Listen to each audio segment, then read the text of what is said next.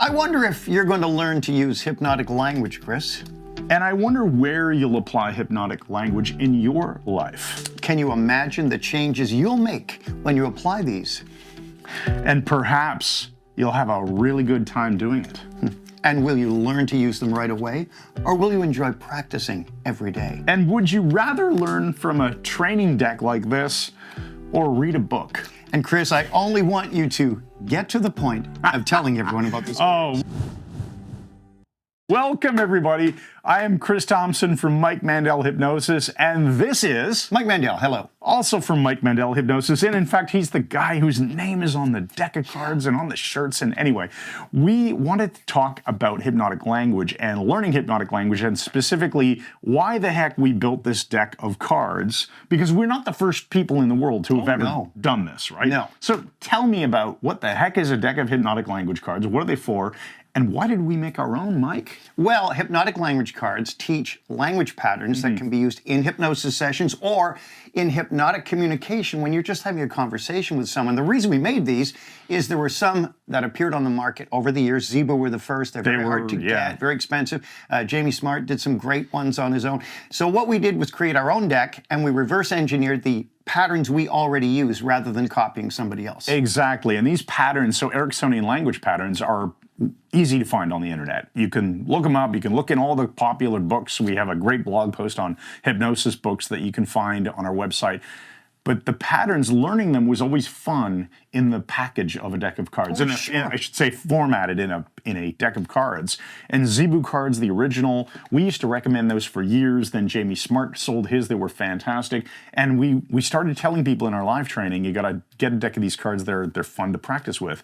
And they were just impossible to buy. Right. They're pretty much off the market. And I got the idea one day saying, let's just make our own. Freaking make our own, and we'll make them really cheap, which they are, very low cost on our website. You can check it out there. And the advantage of them is that they fit in your pocket. You can take 3 cards with you and learn the patterns through the day. You can have them all with you to practice. Hypnotic power in a box, we call it. Yes, exactly. Yes. So who are they for? Let's talk about some use cases, because yes, we created them with hypnotists in mind.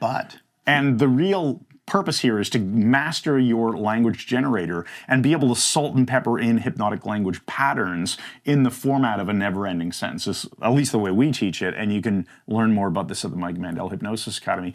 But maybe talk about, so obviously hypnotists could use these. That's obvious. But who designed for hypnotists, but these are very useful for anybody who has to talk to any other human being in any context. Salespeople love this stuff. That makes them more persuasive when they apply the language patterns.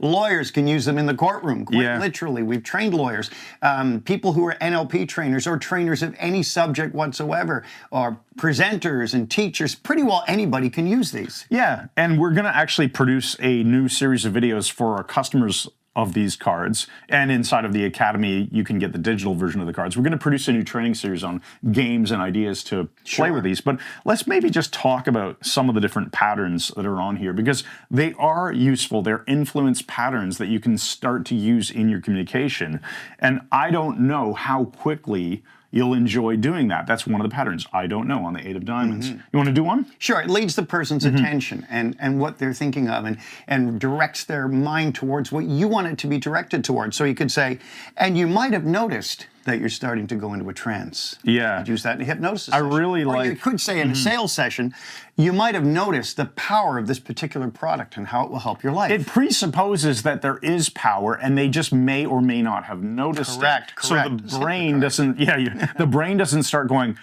oh, is there power? No, there is. It's presupposed as being true, right? And I once heard, that's a really nice pattern. The I once heard pattern gives you an opportunity to use what we call the quotes technique, right? And I'm not saying that you'll need to learn this for yourself and start using it. That's a good example. There's another version of it. That's a good example. Can you feel, that's another great example. Can you feel the change taking place in your own mind right now? Yeah, I like that. There are some here that are really specific to hypnotists.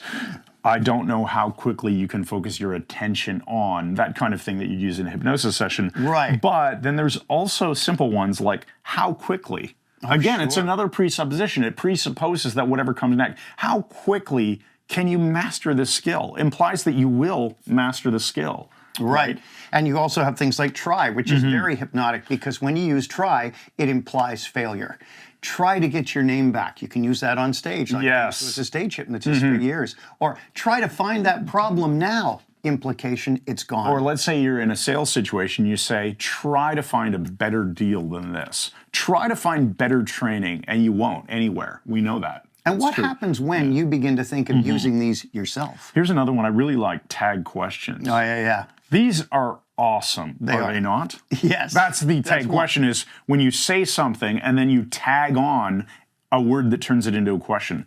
And that can be an easy and effective tool to use. Can it not? Yeah, or can't it? It puts the question at the end of the sentence, and it makes it very, very hard to disagree It's like a yes said in reverse. Pretty much. Isn't it? Yes. Yes. So you maybe say yes. Yeah.